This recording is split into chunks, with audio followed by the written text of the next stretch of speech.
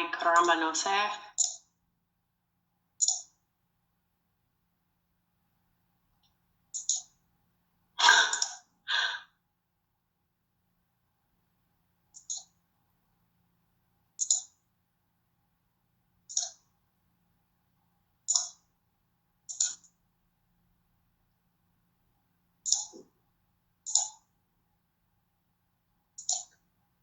Whenever something doesn't work the way you want it to, or you expect it to, or you don't like it the way it is, just click a bunch of times on, and click the refresh button.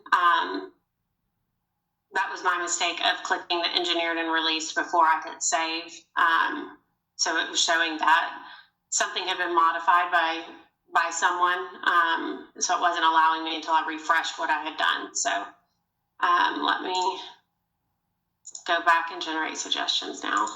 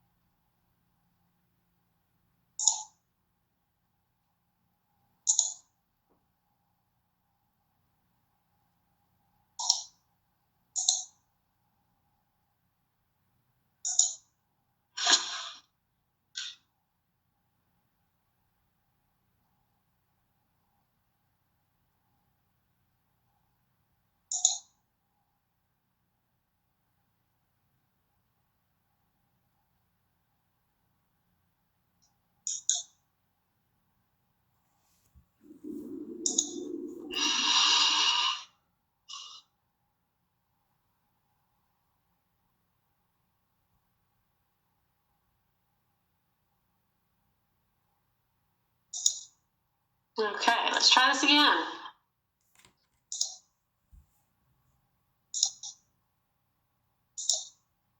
All right, so if you notice also in the PO suggestions now, you can see my job is referenced here.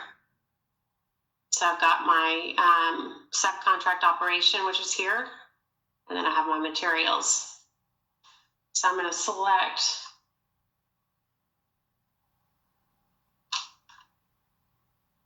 all these and these and this and say okay.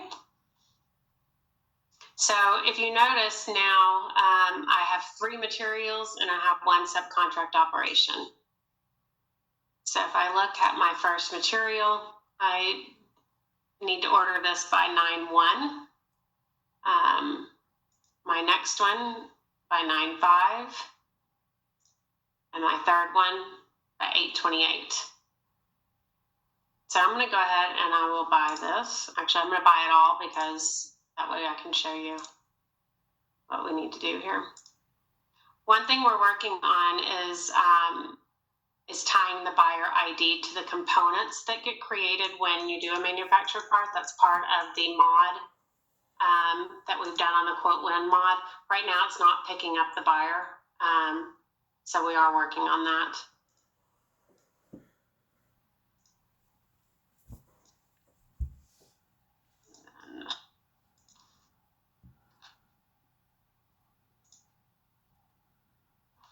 Trying to do.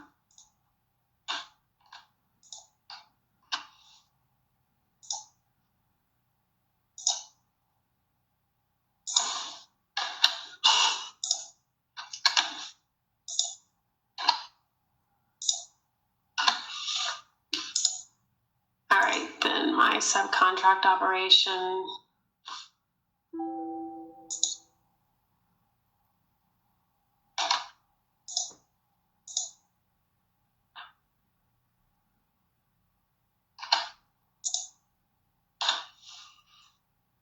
And buy.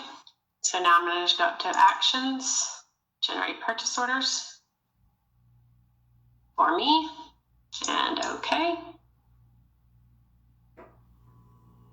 And buy on that.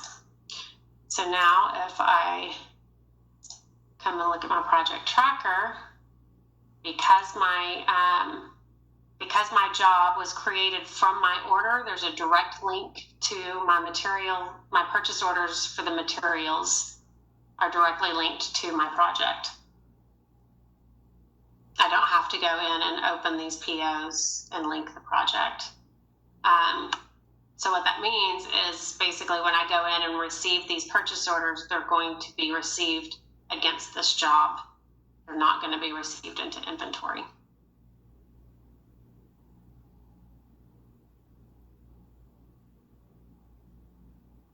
All right, I'm going to stop sharing for just a moment.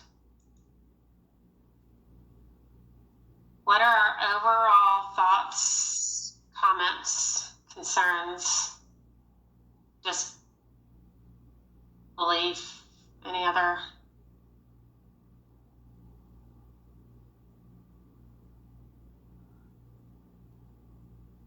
So you love it, is that what I'm hearing? I have a question that may not pertain to this, but does an order ever have to close? So actually, that is a good question, Lynn. So an order line will basically close when it's been shipped complete. I order the same thing over and over again all year, but I keep it to a minimum because, I don't want a lot in inventory. But can I do an order for 100,000 pieces, but only do a sales order for the 250 that I need a month to bring it in? So basically, what you would do there, and that's another thing I'm going to show you guys is like releases on sales orders and how that works.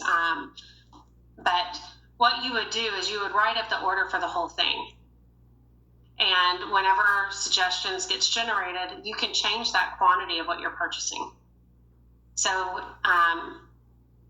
for some reason, I'm really struggling with some numbers today because I have absolutely no idea what quantities you just said two seconds ago. So let's say it's 100,000 and you need 25,000. You can change the suggestion of the quantity and change that to 25,000 that you're going to buy. When suggestions runs again, it's going to say, okay, I still see this demand of 100,000. So you have 75,000 left, but you don't have to buy them. You can watch your inventory levels and purchase the next group, but you only have one sales order open at a time. So I don't have to keep on generating a new quote and project ID and copy and sales orders and all that. No, because basically what we want to see is like when we do that quote, we want to look at that piece of business as a whole. So if you're looking at a quote that or a part or whatever that they're going to purchase X amount for the year, we want to see what is the profitability of that complete project or that complete part. So you would do the quote for the full amount and the sales order for the full amount. But as far as the purchasing goes, you can purchase things as you need them. So that's what you do for a VMI system? Yes. It's up to us based on their usage of how much they take on a regular or not regular basis. You can pull it back, you can pull it forward, but you don't have to start from start to finish. You can go to your POs and adjust the amounts that you want to buy. Mm-hmm. Exactly. You're still grasping the same cost. Right. Yeah. Yep. Okay. Yeah. And then go ahead. I was just going to say, off of Lynn's question, that would only apply if the source were charging the same price for 25,000 pieces versus 100,000. So if I'm using 100,000 bags, my source is going to have one charge or one cost. But if I'm ordering 25,000 bags, then my cost will change. So then I would have to do a quote for 25,000 or whatever. I didn't want to bring in the whole 100,000. yes, yeah. I mean, you have, obviously you have a lot of flexibility. I think what I'm trying to get at though is like things that are ongoing. right now, because once you complete an order in Pro Gould, you can't go back and update it or change it or, whatever. So you then, again, in Lynn's example, I think it was, let's say it's 250,000. But when you write up an order for X quantity or whatever, and then you watch until that gets low, and then you place a new order and you bring that quantity in, watch it till it gets low. What I'm saying is with Epicor, you don't have to do that anymore, because whatever you have worked out with your supplier for the price of how many ever you're going to purchase, that's completely separate than what you're going to put on your sales order. So if you want to put the quantity on your sales order as this is what they've agreed to buy for this time frame. Okay, so let's say it's quarterly, and they've agreed to buy 100,000 bags this quarter. So you're going to want to quote them on that quarterly basis, right, of 100,000, and you can create your sales order for that 100,000. But based on their usage, let's say they use 5,000 a week or whatever, or 2 weeks or what, you can adjust how you purchase it and still maintain the pricing that you get from your supplier. Does that make sense?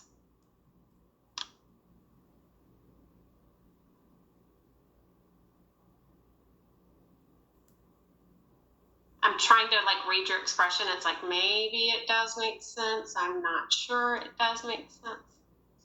The only thing that it makes sense if your cost remains the same, no matter if you purchase 25,000 versus the 100,000 at once.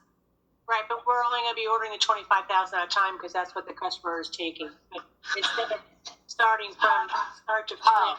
I thought you said you were going to be ordering 250,000 or 100,000.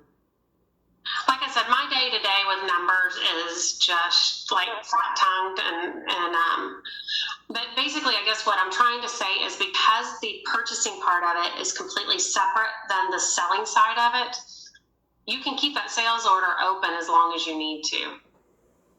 And then you just purchase based on what you have agreed, with your supplier on the cost, this run quantity or whatever. You can adjust the suggestion quantity as to what you need to purchase at that time, and your sales order can remain open. There's not a need to create a new one. Right, kind of like a back order or something with pieces left on there. And once those pieces are completely billed, then that sales order is closed, of course. That sales order line and release, yes. And then is there somewhere to look at your inventory, or we're getting to that? Yeah, we'll get to that. Let me see, because I want to show you guys how to see your inventory levels, but with what I just did, it's not going to work because they're going to be received directly to the job. And sales order releases, so you guys can see how that works. So I'll set up some data in the system that we can look at, because I don't think there's anyone out there that, well, I shouldn't say that. I'm sure there are people out there that, order a quantity and ship it out the door all at one time. I'm sure, yes, it happens. But a lot of us bring stuff into a warehouse and we release it as needed. And like I said, that sales order line will stay open until that last release is shipped.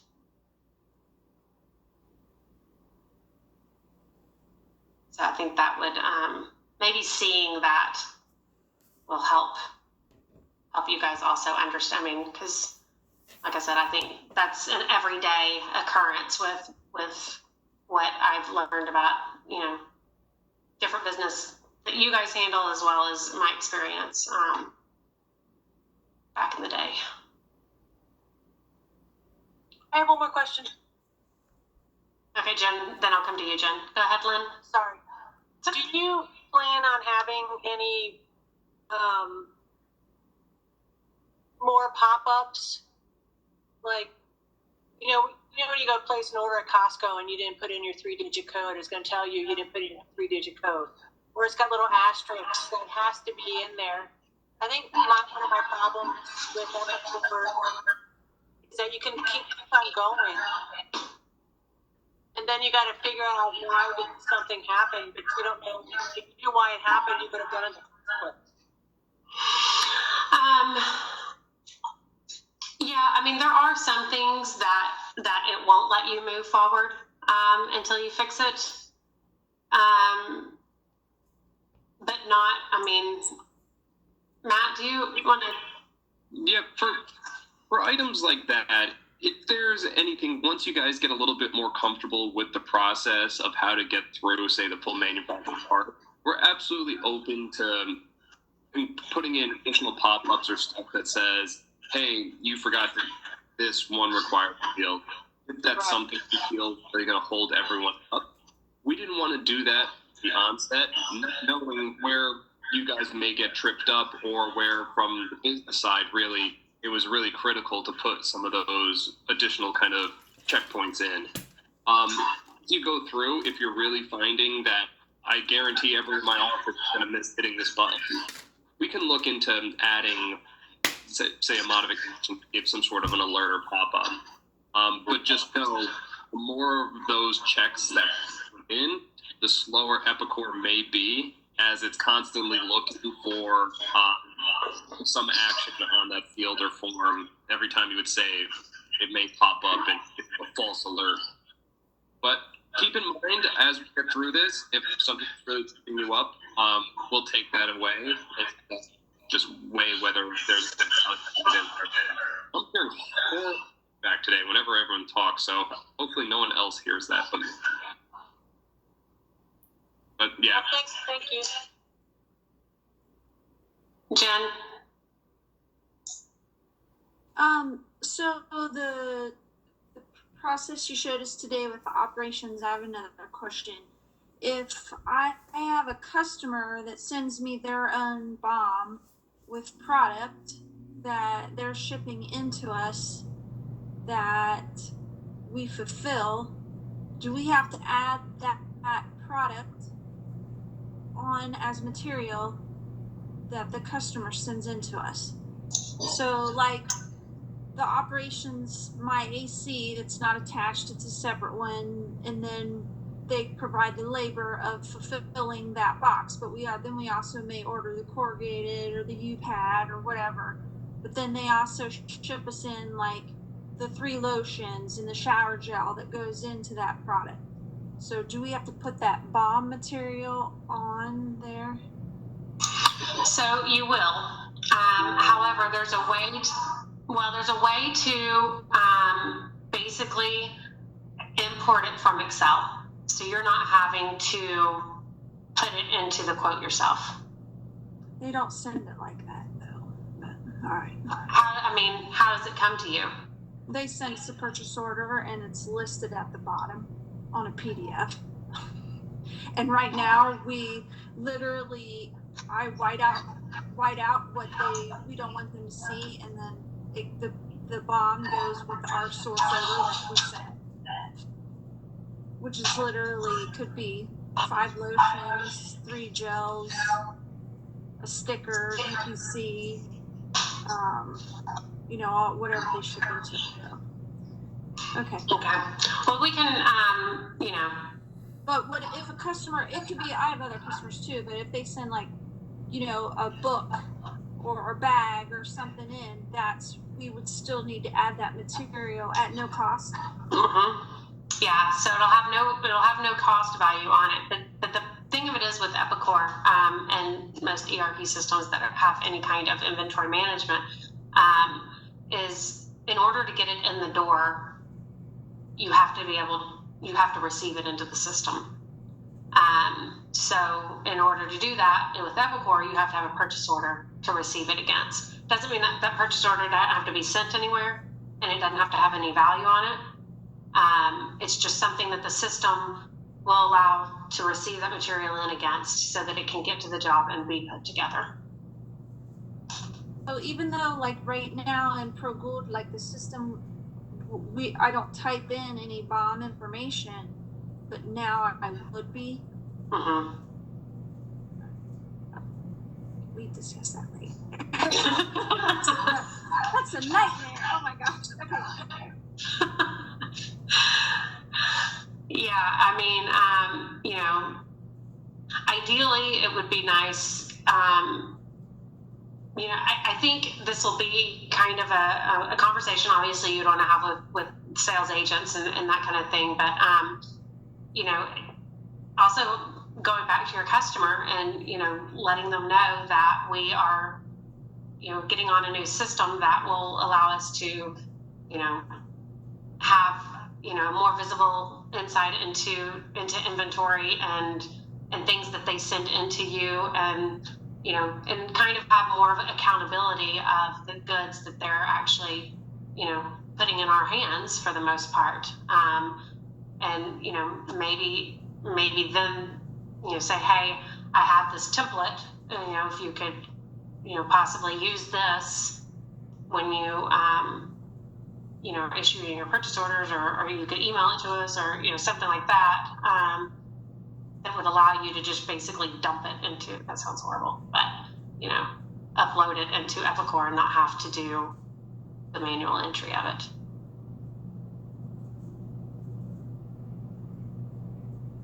I feel like I just took the wind right out of your sails.